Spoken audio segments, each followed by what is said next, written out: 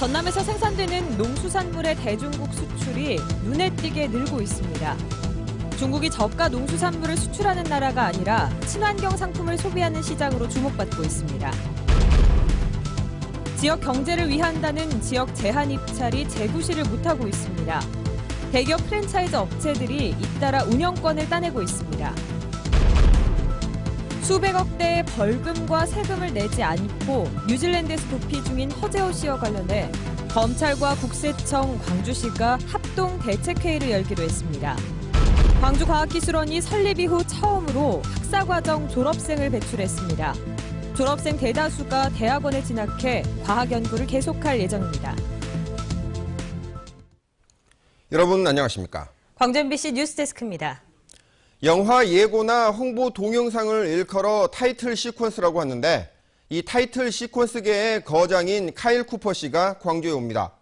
그냥 오는 게 아니고 광주에 아카데미를 세워 인재 양성에 나서기로 했습니다. 광주의 문화 콘텐츠 역량을 한 단계 높일 수 있게 됐다며 관련 업계가 크게 반기고 있습니다. 첫 소식 정용욱 기자입니다.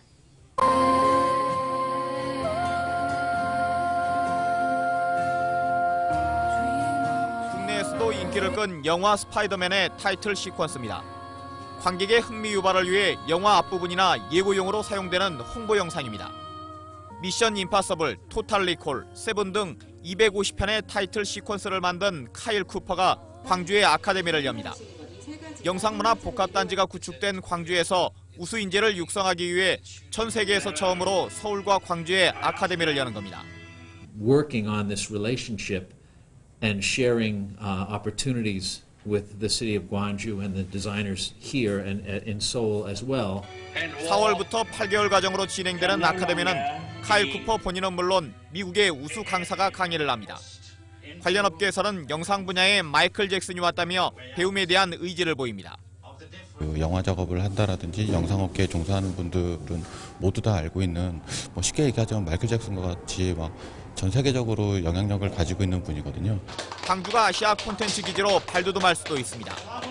카일 쿠퍼가 브라질 월드컵의 모든 영상을 제작하고 있고 이 가운데 25만 달러의 영상 제작을 광주 업체와 하기로 협약해 우수 인력의 해외 진출이 예상됩니다.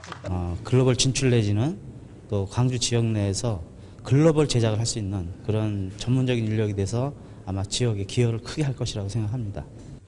영화의 본고장인 미국 헐리우드 거장의 광주 진출에 광주 영화 산업 전반이 한 단계 도약할 수 있는 전기가 마련됐습니다. MBC 뉴스 정용욱입니다. 얼마 전까지만 해도 한중 FTA 체결로 중국산 농산물 홍수가 걱정이었죠. 그런데 중국인들이 우리 지역에서 나는 김과 미역을 좋아하면서 오히려 전남 지역의 대중국 수출이 급증하고 있다고 합니다. 문현철 기자입니다. 전남산 농수산식품 수출이 지난해 3억 달러를 돌파해 사상 최대치를 기록했습니다. 세계 경기 침체로 한국의 농수산물 수출이 줄었는데도 전남은 3.5% 늘어나는 등 증가세를 유지했습니다. 특히 중국 시장에서 괄목할 만한 신장세를 보였습니다.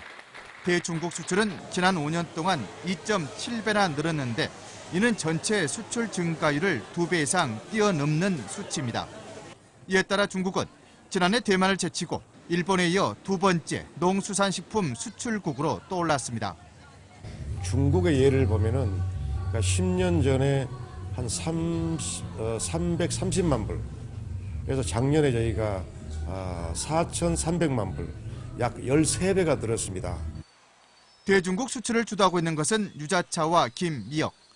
특히 현지 수요에 맞게 상품을 개발 중인 김은 화격권인 동남아까지 시장을 늘리고 있습니다. 전남도는 친환경을 무기로 중국 시장을 집중 공략해 나간다는 전략입니다.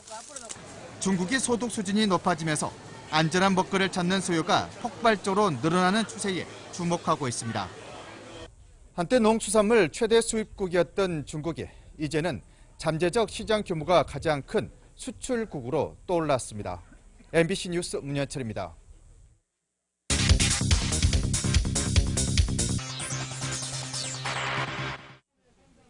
지역 경제를 위한다는 취지로 자치단체들마다 시행 중인 지역 제한 입찰이 과연 지역을 위한 것인지 논란이 일고 있습니다. 최근 광주에서 진행된 지역 제한 입찰에서 대기업 프랜차이즈 업체들이 잇따라 운영권을 따냈습니다. 김인정 기자가 현장 취재했습니다. 오는 3월 문을 여는 광주시 야구장에는 매점 11개가 들어섭니다. 지역에 주소를 둔 법인과 개인만 운영권을 따낼 수 있다는 지역 제한 입찰이 진행됐고 8개 업체가 도전했지만 정작 운영권은 서울에 본사를 둔 대기업 편의점이 따냈습니다. 광주시는 낙찰업체가 광주에 지사를 둬서 문제없다는 입장입니다. 광주시청 야외 스케이트장에 설치된 커피 전문점도 지역 제한 입찰을 통해 결정됐습니다. 대기업 프랜차이즈 커피숍이 들어섰는데 입찰에 참여한 사람의 주소지가 광주라 문제가 없었습니다. 시민들이 많이 찾는 공공시설 지역 제한 입찰 결과가 모두 대기업으로 돌아가면서 입찰에 탈락한 향토 기업들은 이럴 거면 왜 지역 제한 입찰을 하는 거냐며 목소리를 높입니다. 3살 먹은 아이한테 물어봐도 시설이 어떻게 그 지역 기업이라고 볼 수 있겠습니까? 체인 업체 하나인데. 입찰을 따는 업체들도 지역민을 고용하고 있고 지역에 세금도 내고 있다며 이런 논란 자체가 억울하다는 입장이고 광주시도 문제가 없다고 말합니다. 커피 전문점은 제가 알기로 개인 명의로 입찰을 했습니다. 특정 상호를 쓰지 않고 그렇기 때문에 지역 제한이 가능하죠. 하지만 지역 제한 입찰의 취지와 효과를 낼 수 있는 방법이 없는 건 아닙니다. 지역 상인들에게 일정하게 권한을 행사할 수 있도록 하게 된다면 지역 상권도 보호할 수 있었음에도 불구하고 광주시가 일반 규정을 들어서 입찰을 실시하게 됐었을 때는 지역 상권을 보호할 수 없는 측면이 있다고 볼 수 있습니다. 지역 경제를 위해 만들었다는 광주시의 지역 제한 입찰 조항. 말로만 지역을 위한 게 아니었는지 지금이라도 관련 조항에 대한 재검토와 보완이 필요해 보입니다. MBC 뉴스 김인정입니다.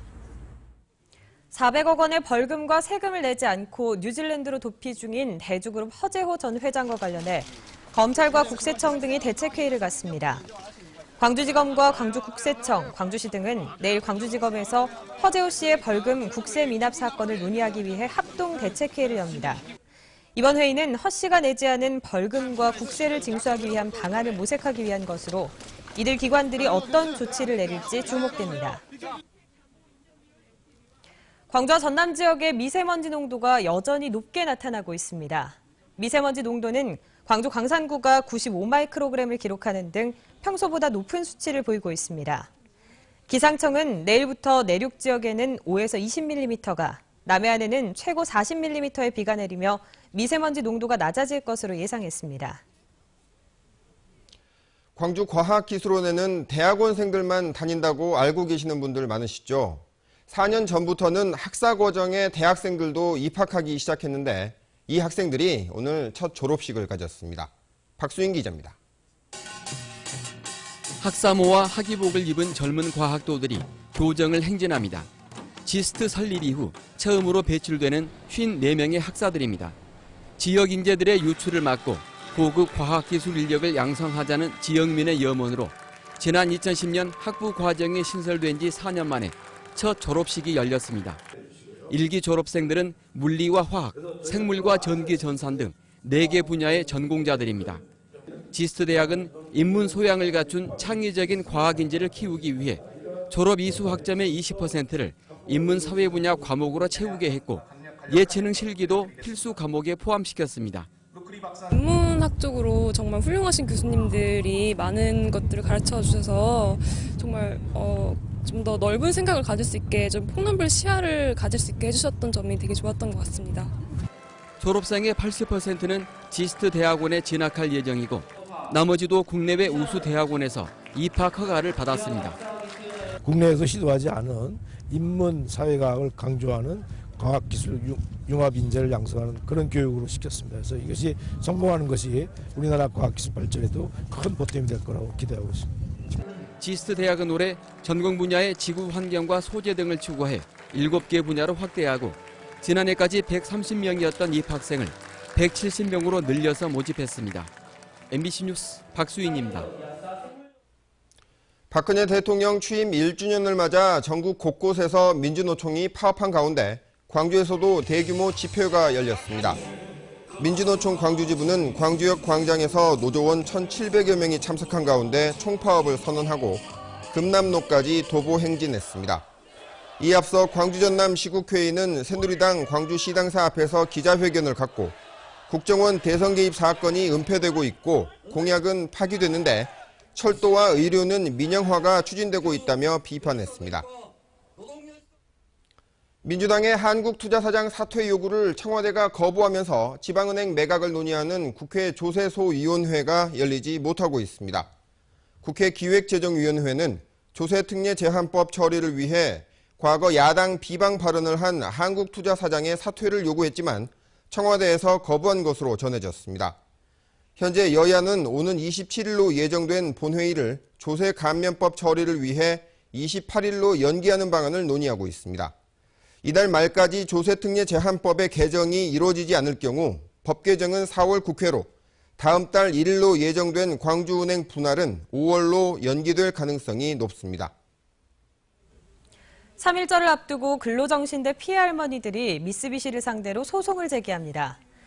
근로정신대와 함께하는 시민모임은 오는 27일 85살 김재림 할머니 등 피해자와 유족 4명이 광주지방법원에 미쓰비시 중공업의 손해배상 청구 소송을 제기한다고 밝혔습니다. 김 할머니 등 원고들은 대부분 80대 중반의 고령으로 그동안 일본군 위안부라는 주변의 오해와 편견 때문에 피해 사실을 감춰오다 뒤늦게 이번 소송에 참여합니다. 거취를 놓고 관심을 받고 있는 무소속 박주선 의원이 기초선거 공천 폐지 문제와 관련해 여야를 비판하면서 새정치연합을 치켜세웠습니다. 박주선 의원은 기초선거 정당 공천 폐지에 대한 입장을 발표하면서 당리 당략에 따라 공약을 파기한 것 자체가 선거법 위반이자 부정선거라고 밝혔습니다.